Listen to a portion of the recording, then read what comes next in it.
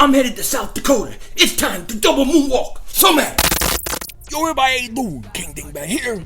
So today we have come with the hell is that?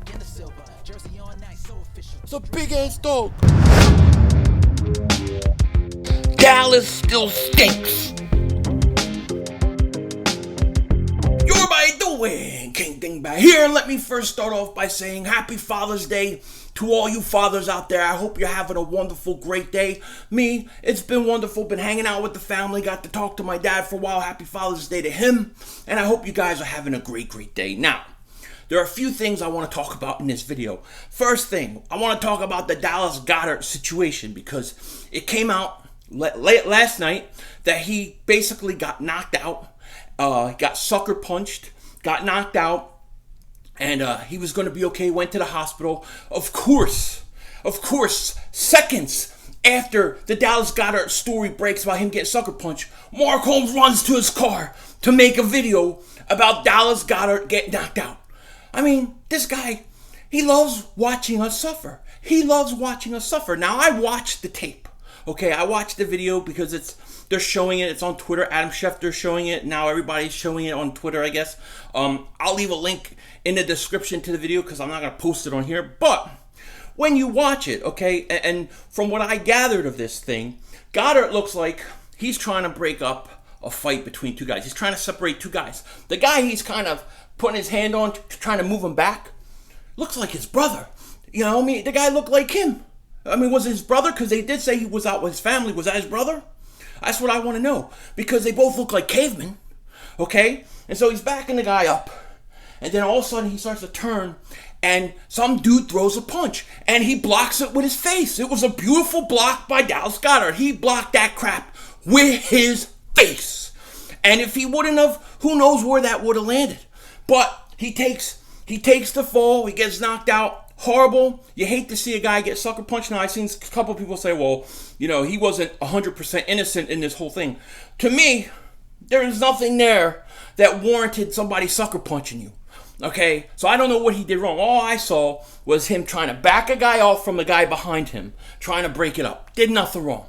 What I love about the whole situation is that Eagle players like Avonte Maddox, Lane Johnson, they come to his aid. And it just shows you that this team is tight. This locker room is tight. And that's a good sign. That's a good sign for the future. Now, Goedert's going to be okay. He took it like a man. Got knocked out, woke up, got checked out. He's going to be okay. It happens. It happens, you know. It could happen to the best of us. So for me, because I would move. You know what I mean? All seriousness though, the punches that you don't see coming are always the hardest punches. They're always the worst because you don't prepare for it, okay? Just think of the Foreman-Moore fight back in the day, right? Where Foreman knocks him out. He throws a left, and right behind that left, he throws a short right. And that right knocked Moore out. He didn't see it coming. The punches you don't see coming, they're the ones that hurt the most. And that dude landed flush, I'm not going to lie. He blocked it with his face flush. Okay, but he took it. He's fine. He's going to be okay. And we're good to go. We're good to go. You know, I'm glad the guy got arrested. Definitely should have because there was no reason to sucker punch somebody. I think it's weak, to be honest. I think it's weak to sucker punch somebody. That's just me, in my opinion. And of course, Mark Holmes is loving it. He's loving it. He's loving it. He doesn't want anybody to be hurt on any other team except for the Eagles. He loves it. Brandon Brooks, he loves talking about. Dallas Goedert loves talking about. That's it. That's all he talks about. Your team's getting double moonwalked in the ass, Mark. You, Michael Anthony, where's the fitness? Where's the fitness? It's happening. You guys are so scared. Mark is so scared of the Eagles that he has to make videos about Dallas Goedert getting sucker punched. You can see every time Mark talks about the Eagles, his lip quivers. He's scared. Just admit it. Now, speaking of the Dallas Cowboys, it looks like Dak is going to sign his franchise tender, which is great. That's great for him. But Dallas fans, you better hope he signs an extension by, I believe, July 15th. Otherwise, his days in Dallas are numbered. One more year, he's gone. It ain't going to work out. You got till July 15th. Otherwise, he's going to play 1 year and he's gone. Just like Kirk Cousins. We have a Kirk Cousins situation if Dallas does not sign him by July 15th. Now, the other thing that I want to talk about is this Jamal Adams situation, because I've been thinking about this for the last few days, right? And the more I think about Jamal Adams, the more I want him. The more I want him in Philly, the more I think the Eagles got to try to make a play for him. They got to try to make a play. Now, there is no way that they can afford to sign him to an extension. This is the problem. They cannot sign him to an extension right now. There is no way that this could happen. I don't even know that they could sign him to an extension next year. But if for some reason Jamal Adams is willing to play out his rookie contract, okay, before an extension, the Eagles got to pull the trigger. They got to pull the trigger. Listen, you know, guys like Jamal Adams don't come around every day. You're not going to find another one in next year's draft, in the year after that. The Eagles aren't going to pick high enough to get a guy like that. When you can get a guy, 24 years old, who is a franchise changer, a guy to build your defense around, you got to do it, okay?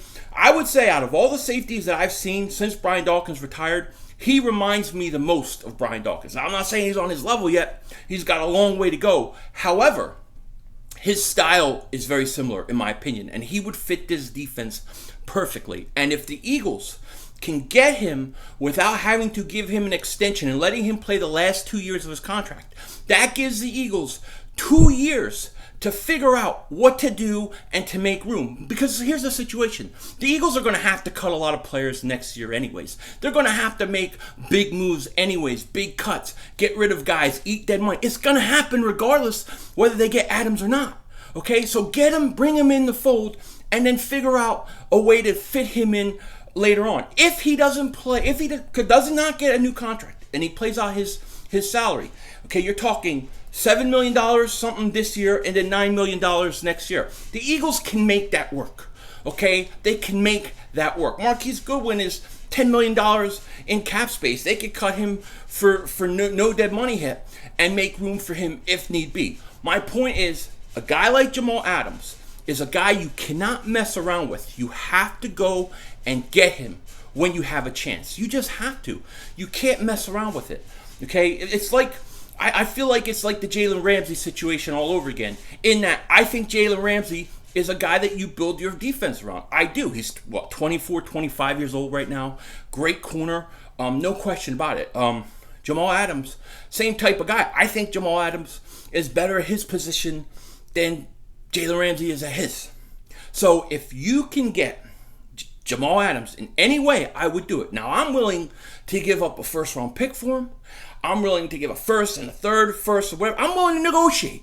First-round pick, I have no problem giving. No problem at all, because here's the thing. Who are the Eagles going to pick in the first round that's going to be as good as Jamal Adams next year? I'm willing to take the chance and the risk that they can't find anybody. Now, you need to pull the trigger. But the only way it would work is that he'd have to be willing to not get an extension until after his rookie contract's done. That's where the whole thing may fall apart. It may fall apart. But if they can do that, I would do it. And from the reports that we've heard, he has said he's willing to go to another team without an extension.